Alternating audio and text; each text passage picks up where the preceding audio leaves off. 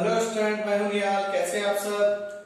हमने हमारा last video में चैप्टर 18 कंप्लीट किया था। अब हम हमारा नेक्स्ट चैप्टर 15 स्टार्ट करने वाले हैं। वैसे इस चैप्टर का नाम सबसे पहले हम सबको पता होना चाहिए चैप्टर का नाम क्या है, क्योंकि कोई भी चैप्टर स्टार्ट करने से पहले हमें पता होना चाहिए चैप्टर का नाम क्या है। तो देखिए, हिंदी मीडियम चैप्टर का नाम है वृत्त की परिधि एवं क्षेत्रफल। इंग्लिश में circumference and the area of circle. Okay, अब हमें क्या करना है, इस चैप्टर को ये देखना है कि एग्जाम में कितने मार्क्स का है। तो एग्जाम में ये आपके 4 मार्क्स का चैप्टर है। आपकी बुक का चैप्टर नंबर 15 है। वैसे चैप्टर 15 और 16 दोनों मिला के 10 मार्क्स के बनते हैं, लेकिन हमें स्पेशली ये जो चैप्टर है ये 4 मार्क्स अपने आप अलग बनता है।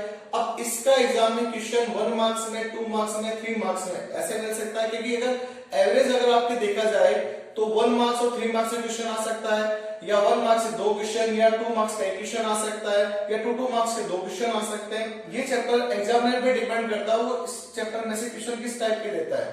क्लियर?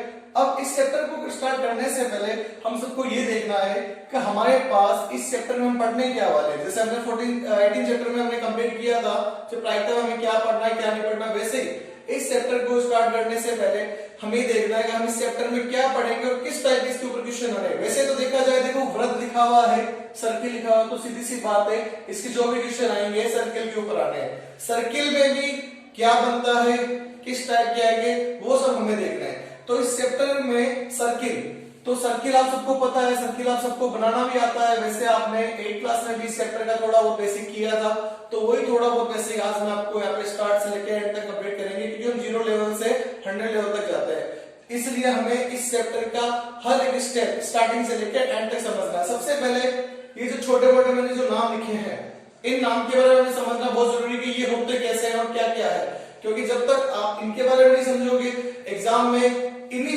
टॉपिक में से जो मैंने नाम लिखे, इन्हीं में से कोई ना कोई एक क्वेश्चन या 2 क्वेश्चन जो भी आते हैं इन नाम के अकॉर्डिंग आते हैं। जब तक हमें इसके बारे में नहीं पता है तो हम क्वेश्चन सॉल्यूशन नहीं कर सकते। ओके, तो हम स्टार्ट करते हैं। सबसे पहले देखो, मैंने लिखा है यहाँ पे वृत्त। वृत्त सबको पता है, ये जो गोल राउंड मैंने आपके बोर्ड पे ड्रॉ किया है, ये मेरे पास एक वृत्त कहलाता है। एग्जाम्पल इसका देखें तो आप सबने बैंगल देखी होगी, चूड़ी।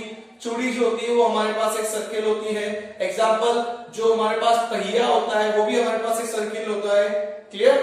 तो इस सर्किल के अंदर हमें क्या क्या मिल रहा है वो देखते हैं। सबसे पहले वृत्त। वृत्त हम सबको पता चल गया, वृत्त एक गोल राउंड में जो बनता है हमारे पास वो वृत्त होता है। ऐसा नहीं हो कि आप कहते हो सर ये भी वृत्त ही तो है, गोल राउंड, ऐसा नहीं। गोल राउंड का मीन्स मेरे पास हर एक पार्ट एकदम लगना चाहिए हमें कि वो हमारे पास गोल है। जैसे बैंगल है, क्या बैंगल आप सबने देखी, क्या टेढ़ी मेढ़ी थोड़ी ना होती, अगर वो सीधी है तभी तो आपको जाएगी। एग्जाम्पल बॉयज में देखा जाए तो सारे कड़े पहनते हैं, कड़े भी हमारे पास क्या एक सर्किल ही तो है। ठीक है, अब इसके अंदर आता है सेकंड नाम केंद्र। केंद्र से ही हमारे पास सर्किल बनता है, केंद्र के बिना कोई सर्किल नहीं है। क्लियर? क्योंकि अगर मेरे पास बैंगल है तो बैंगल का भी सेंटर पॉइंट तो होगा, चाहे वो हवा में क्यों ना होगा जरूर। तो अभी मैं इसको 2 डायमेंशन ज्यामिति में हमारे पास ड्रॉ कर रहा हूं, तो बोर्ड पे देखना मैंने एक सर्किल ड्रॉ किया। अब इसमें नाम आता है केंद्र, जिसको हमने बोलते हैं सेंटर। सेंटर जो होता है हमेशा एकदम बीच में आता है, जहां से कहीं से भी इसकी दूरी मेजर की जाए, इस यहां से यहां से यहां से सब जगह से मेरे पास समान रहेगी। क्लियर? इसके बाद हमारे पास आता है त्रिज्या। त्रिज्या क्या बनती है, अगर मैं इस वृत्त के केंद्र से अगर यहां तक ले जाऊं, भाई इस वाले पार्ट घेरे को भी मैं एक नाम बता देता हूं, क्या बोलते हैं हिंदी में, बोलते हैं इसको हम परिधि, और इंग्लिश में बोलते हैं इसको हम हमारा क्या, सर्कमफ्रेंस। ओके, सर्कमफ्रेंस बोलते हैं। एक नाम और है इसका, इसको हम परिमाप भी कह सकते हैं, और इसको इंग्लिश में हम पेरीमीटर वो भी हम कहते हैं, क्योंकि आपके क्वेश्चनों में लिखा हुआ आता है जो ये वाला जो पार्ट होता है इस वाले पार्ट को हम इस टाइप से बोल सकते हैं, परिधि, सर्कमफ्रेंस। परिमाप और पेरीमीटर दोनों है। अब पेरीमीटर और परिमाप ये कैसे बना हुआ है ये आपको मैं बताऊंगा अभी। चलो पेरीमीटर के ऊपर ही बात करते हैं, परिमाप क्या है।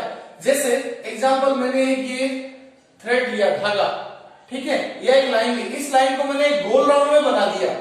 अब गोल राउंड बनाने में अगर मैं बोलूं इस लाइन की लंबाई अगर 10 सेंटीमीटर है तो ये लाइन की लंबाई होगी, जिसको हम बोल सकते हैं परिमाप होता है हमारे पास। अगर इस परिमाप को अगर मैंने गोल राउंड में बना दिया तो एक बात बताओ मेरे को, क्या 10 सेंटीमीटर चेंज थोड़ी ना होगा भाई। लाइन थी, मैंने गोल बना दिया इसको। एक धागा लेते हैं, थ्रेड की बात करते हैं, हमने एक धागा लिया, धागा हमें पता 10 सेंटीमीटर है, और 10 सेंटीमीटर को अगर मैं गोल राउंड में एकदम शेप दे दूं तो मेरे पास वो भी क्या होगा रहेगा, तो 10 सेंटीमीटर ही, चेंज तो नहीं होगा ना।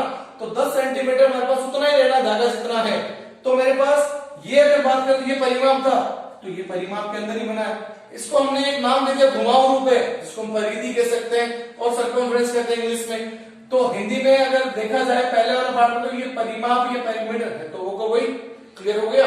जो हमारे पास परिधि को परिमाप पेरीमीटर क्यों कहते हैं आप सबको पता चल गया होगा, ठीक है। अब हमारे पास हम आगे चलते हैं, सर्किल के अंदर हम पढ़ रहे थे त्रिज्या। त्रिज्या के अंदर हमने देखा त्रिज्या क्या, भाई जो परिधि को अगर किसी भी एक बिंदु पर टच करा दे, एक लाइन कोई भी ड्रॉ कर दो, ये त्रिज्या है। या अगर मैं कोई एक वृत्त और बनाऊं, ये भी त्रिज्या, ये भी त्रिज्या, ये भी त्रिज्या, हर जगह से ये त्रिज्या, ये क्यों, क्योंकि इन सबकी लंबाई केंद्र से समान रहनी है। क्योंकि सेंटर जो आया है वो ऐसा होगा जो वृत्त की परिधि से कहीं से दूरी मेजर कर लो, समान ही रहनी है, क्लियर। अब आगे हम चलते हैं, इसके अंदर देखते हैं नेक्स्ट हमारे पास होता व्यास। तो व्यास आप सबको पता है कि मेरे पास अगर मैं केंद्र से एक लाइन को ऐसे ले जाऊं, ठीक है, स्ट्रेट लाइन या ऐसे ले जाऊं, तो मेरे पास ये क्या बनना है, एक व्यास बनेगा। व्यास जो होता है हमारे पास हमेशा कहां से जाता है, केंद्र से जाता है, ठीक है। केंद्र से होते हुए वृत्त की परिधि के दो बिंदुओं को मिलाएगा, एक इस तरफ एक इस तरफ। अब ऐसा नहीं हो आपके दो सर ये भी मेरे पास व्यास है क्या, नहीं, इसका नाम आगे आएगा, ये हम आगे बढ़ रहे हैं, ठीक है। अब हमारे पास मैंने बात की कि व्यास जो होता है हमारे पास केंद्र से होते हुए जाता है, वृत्त की एक परिधि से दूसरी परिधि के ऊपर जाता है, वहां जाके खत्म हो जाता है, वो मेरे पास व्यास कहलाता है। आगे बात करते हैं इसमें जीवा।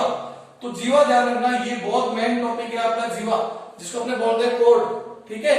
इसके ऊपर थोड़ा सा ध्यान देना, क्योंकि ये आपके लिए एकदम नया है, ये आपके 9th क्लास में नया 8th क्लास में नहीं था, आपके 10th क्लास में आता है। अब जीवा किसको कहते हैं, जीवा सुन लो। हमारे पास एक वृत्त है, एक वृत्त के ऊपर अगर मैं परिधि के किसी भी दो बिंदुओं को मिला दूं, ये मेरे पास जीवा कहलाएगी।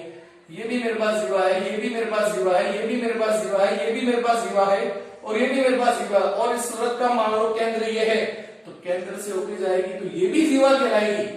अब एक बात होती है हमारे पास जीवा और मेरे पास व्यास के अंदर, भाई जीवा और व्यास से हमारे पास क्या होता है, देखो मैंने बोला वृत्त की परिधि के दो बिंदुओं को मिलाने। अब ये जरूरी नहीं कैसा हो, ये ऐसे भी हो सकता है, ये ऐसे भी हो सकता है, ये ऐसे भी हो सकता है, ऐसे भी हो सकता है। भाई सीधी सी बात है, मैं बात करता हूं कि भाई वृत्त की परिधि के ऊपर दो बिंदुओं को मिलाने वाली रेखा जीवा कहलाती है, जिसको अपने कोड बोलते हैं। दो पॉइंट को ज्वाइन कराने पे जो लाइन ड्रॉ होती है, हमारे पास जो लाइन बनती है वो हमारे पास कोड होती है।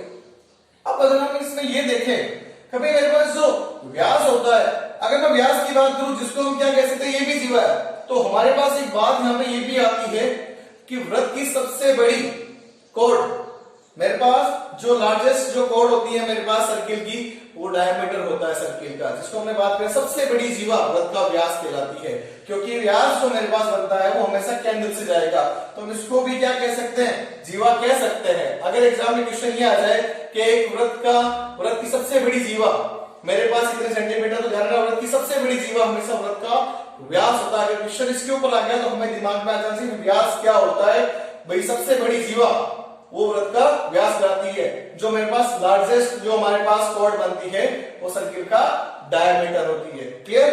अब आगे चलते हैं, हमारे पास चाप। चाप किसको कहते हैं, चाप भी समझो। वैसे आप सबने प्रकार का यूज किया है, 8th क्लास में आपने बहुत चाप लगाए हैं। अब वो चाप का रोल सर्किल में क्या है, जैसे एग्जांपल मेरे पास एक ये केंद्र लिया, मैंने कोई भी पॉइंट ले लिया, आपके पास कंपास आपके पास होगा, आप क्या करोगे, इस पे रख के आपने एक लाइन ड्रॉ की। अगर मैं इसको पूरा अगर ज्वाइन करा दूं तो मेरे पास एक वृत्त बन जाएगा। भाई रंगोली सबने बनाई होगी, आपने प्रकार यहाँ पे रखा होगा और ऐसे राउंड दिया होगा, ये रंगोली बनती है हमारे पास, है ना। फिर यहाँ से सेंटर देख के रंगोली बहुत बनाते हो, तो भाई ये भी तो मेरे पास क्या है, एक चाप आ रहा है ना, जिसको अपने क्या बोलते हैं, आर्क, क्लियर। हमारे पास अगर मैं बोलता हूँ सिर्फ मैंने तो इतना सा बना के छोड़ दिया, भाई अगर मैं पूरा राउंड ले तो ये मेरे पास क्या बन जाएगा, सर्किल बन सकता है, जिसको अपने क्या कहते हैं, चाप कहते हैं, क्लियर। अब हमारे पास नेक्स्ट आता है वृत्तीय क्षेत्र। भाई सर्कुलर रीजन क्या होता है, अब देखो सर्कुलर रीजन के बारे में हम ये पढ़ते हैं, इससे हमारे पास क्या है, कभी अगर देखा जाए मेरे पास, तो अगर एक वृत्त के अंदर ये जितना भी पार्ट होगा ना अंदर वाला, सिर्फ अंदर वाला, बाहर वाला पार्ट नहीं, सिर्फ अंदर वाला, इनसाइड ऑफ सर्किल, तो इसके अंदर जितना भी मेरे पास जो भी बात होगी ये मेरे पास सर्कुलर रीजन की होगी। भाई वृत्त के अंदर ही तो हो रही है ना, वृत्त के बाहर का कुछ नहीं। जब मैं बोलता हूँ 1 नंबर है, 2 नंबर है, 3 नंबर है, ये वृत्त के अंदर है। मैं बोलूँ 4 नंबर, भाई वृत्त के बाहर है। मेरे को तो वृत्तीय क्षेत्र लेना, वृत्तीय क्षेत्र में इस बात का वृत्त के अंदर का हिस्सा जो सर्कुलर रीजन कहलाता है, ये मेरे पास सर्कुलर रीजन होगा जो वृत्त के अंदर बात करता, बाहर की बात नहीं करता। क्लियर? अब नेक्स्ट अर्धवृत्तीय क्षेत्रफल। भाई अर्धवृत्तीय क्षेत्रफल की बात करें तो अर्धवृत्त आप सबको पता होगा। अर्धवृत्त किसको कहते हैं? भाई एक वृत्त था, इस वृत्त को व्यास से होते हुए मैं बांट दूं, जैसे मेरे पास ये वाला हिस्सा बन गया, ये एक वृत्त है। भाई हमारे पास जो प्रोटेक्टर की हमने बात करते हैं डी है ना, सबके पास होगा। तो उस डी का जो आधा हिस्सा आपको पता है ना, 180 डिग्री का जो कोण बनता है, ये यहाँ से यहाँ पे डी बनाया हुआ होता है ना, तो ये मेरे पास एक अर्धवर्ती कहलाता है। क्योंकि पूरा घेरा कितना होता है वृत्त का? 360 डिग्री, सबको पता, पूरा कोण 360 बनता है। 180 2 डी बराबर में रख दो, हमारे पास एक वृत्त बन गया। एक डी को हटा दो, मेरे पास अर्धवृत्त बन गया।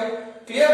अब नेक्स्ट सकेंद्रीय वृत्त, ये भी आपके मेन बहुत काम आने वाला टॉपिक है। इसका नाम जो है बहुत जरूरी है आना, कोसेंट्रिक सर्किल। अब कोसेंट्रिक सर्किल में अक्सर बच्चों को कंफ्यूजन होती है कि सर ये होता क्या है। तो सबसे पहले कोसेंट्रिक सर्किल के बारे में देखते हैं। भाई मेरे पास एक वृत्त लिया मैंने, पता है सबको ये वृत्त कहलाएगा, क्यों? इसका केंद्र, मैं बोलता हूं इसी वृत्त का केंद्र मैंने ले लिया, इसके अंदर एक छोटा वृत्त और बना दिया। इसी केंद्र को मैंने यूज किया, इसके इन दोनों वृत्तों को अंदर ले लिया। अब मेरे पास जो केंद्र तो सबका एक ही है, लेकिन वृत्त की त्रिज्या हर बार चेंज हो रही है। पहले यहाँ पे त्रिज्या अलग है, फिर यहाँ पे त्रिज्या अलग है, फिर यहाँ पे त्रिज्या अलग है। क्या लेकिन तीनों का सेंटर चेंज हुआ? नहीं हुआ। तो हमारे पास ऐसा सर्किल जिसके अंदर आपने बात करें 2 या मोर देन 2, तो 2 या 2 से अधिक अगर हमारे पास एक ही केंद्र पर अगर वृत्त खींचे जाए तो वो हमारे पास क्या कहलाते हैं? सकेंद्रीय वृत्त कहलाते हैं। मेनली आपके टॉपिक में सिर्फ 2 सर्किल का ही आएगा, 2 से 3 नहीं आने वाला, लेकिन फिर भी हमें पता होना चाहिए एक केंद्र के ऊपर मैं से कितने सर्किल बना दूं। रहना मेरे पास सेंटर एक ही है, तो मेरे पास जितने भी सर्किल बनेंगे सारे क्या कहलाएंगे? कोसेंट्रिक सर्किल कहलाएंगे। और मेनली आपके सिर्फ इसके ऊपर क्वेश्चन है, इसके ऊपर आपके क्वेश्चन आता है और आपके 15.1 चैप्टर जब हम स्टार्ट करेंगे उसके अंदर भी आपके आने वाला है। Clear? Pause the video, note down.